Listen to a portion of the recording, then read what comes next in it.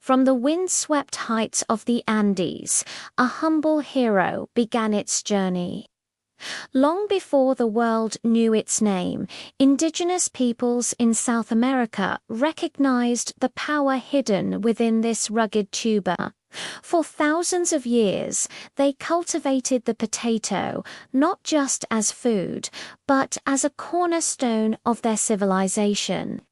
In the thin air and harsh soils where little else could thrive, the potato offered sustenance, energy, and a promise of survival against the odds. They learned its secrets, developing hundreds of varieties, each adapted to a specific microclimate, each a testament to a deep understanding of the land.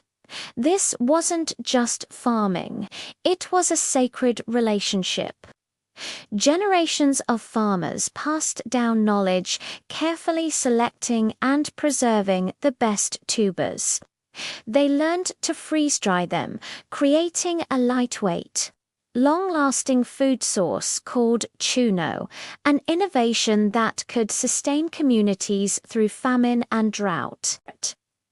These early potatoes were a kaleidoscope of colors and shapes: purple, red, yellow, gnarled, and smooth, a stark contrast to the uniform varieties we often see today. In the quiet resilience of these mountain communities, the potato was more than a crop. It was life itself, a symbol of endurance woven into the very fabric of their culture. Then, the world changed. In the 16th century, Spanish conquistadors searching for gold and silver stumbled upon this different kind of treasure. At first, they were skeptical. This strange, lumpy vegetable was unlike anything they had seen in Europe.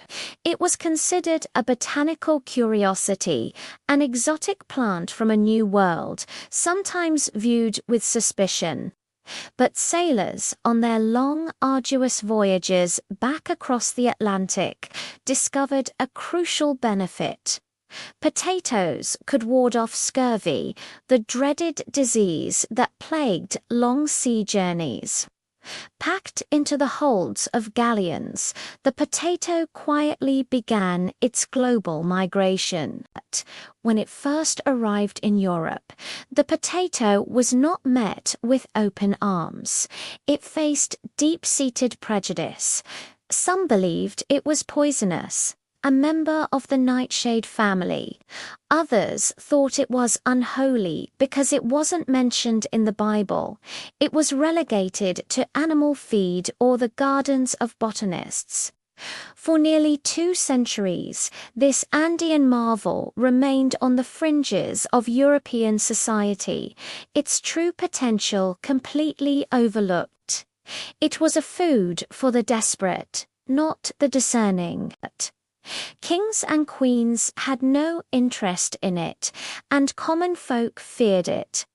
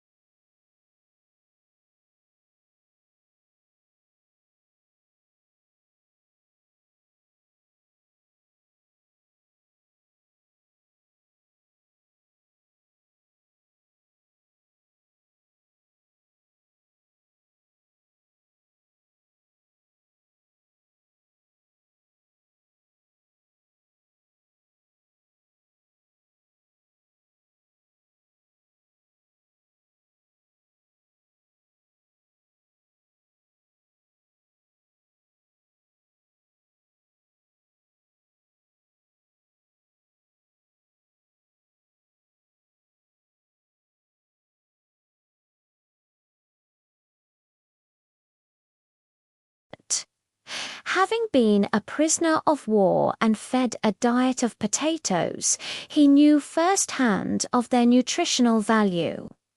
He hosted lavish dinners for nobles where every single course featured the potato, from soup to desserts.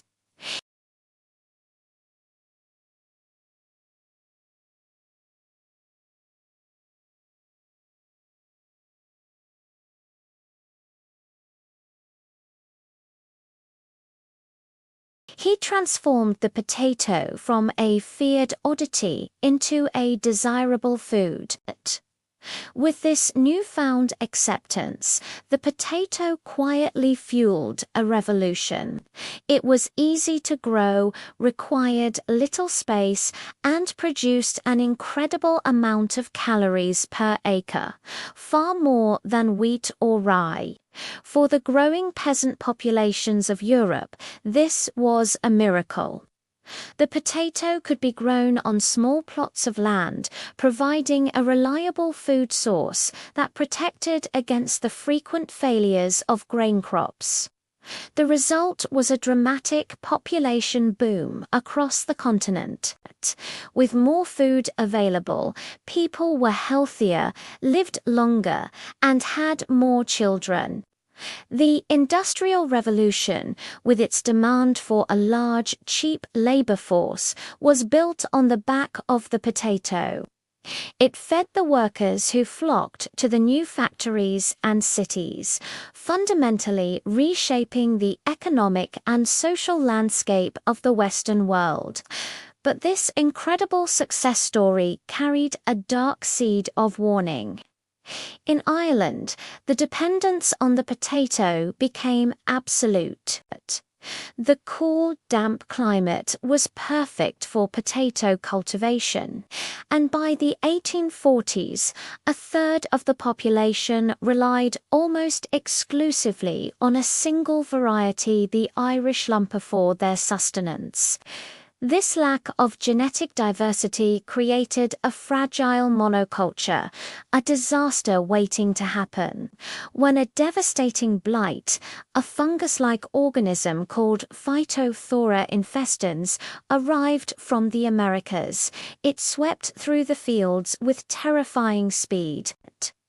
The Great Famine was a catastrophe of unimaginable proportions. Fields turned black overnight. The potatoes rotted in the ground, leaving millions with nothing to eat.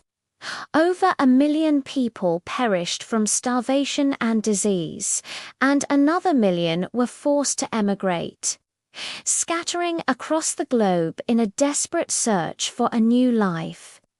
The Irish famine was a brutal lesson in the dangers of over-reliance on a single food source, and a stark reminder of the social and political factors that can turn a crop failure into a human tragedy.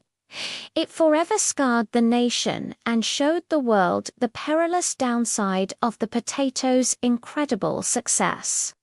From this tragedy, however, came a deeper understanding. The world learned the importance of agricultural diversity and scientific research.